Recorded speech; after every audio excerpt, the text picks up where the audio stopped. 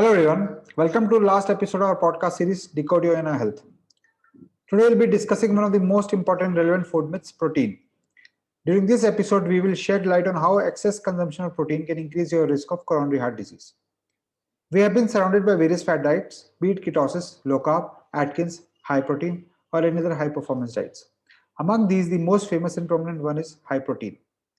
We have been given to believe that whether we are suffering from obesity, diabetes, or any other metabolic health condition, having high consumption of protein in our diet is the best foot forward to overcome our chronic condition, improve our health. This is based on premise that protein helps in improving satiety level, muscle growth and repair, and keeps our sugar levels stable. No doubt protein consumption does help in building rapid muscles and providing excess energy. However, excess protein can lead to inflammation and reduced longevity.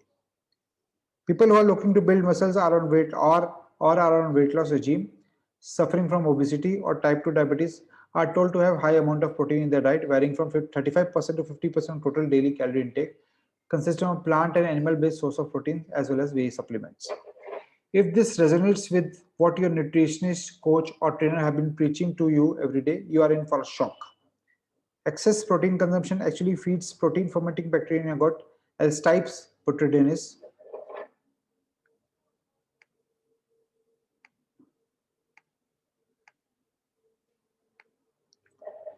These bacteria, upon fermenting protein, releases harmful substances and gases such as ammonia, hydrogen sulfide, nitrate molecules, and putrescine. These gases, over time, can damage your lining and lead to leaky gut.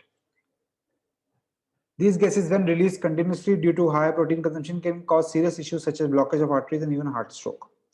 Think before you blindly follow recommendation of your doctor, trainer, or nutritionist. So, if excess protein is so harmful, what is the way out? What should be part of our meal plate to make sure that we do not damage our gut lining?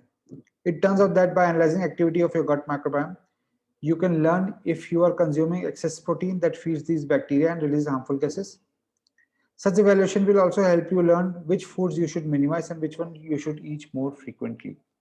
I hope you enjoyed this podcast series, got a fair idea of why standard dietary solution is a recipe for disaster, and how imbalance in your gut bacteria can cause havoc on your overall health. If you are suffering from gastrointestinal issues, acid reflux, frequent bloating, chest pain, or are not able to reverse obesity or diabetes, even after following fat diets such as high protein or low carb, you have fallen in the trap of gut dysbiosis. Please do not worry, we are here to help you out.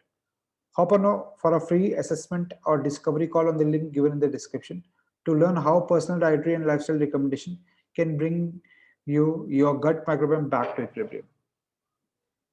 Thank you, be healthy and safe.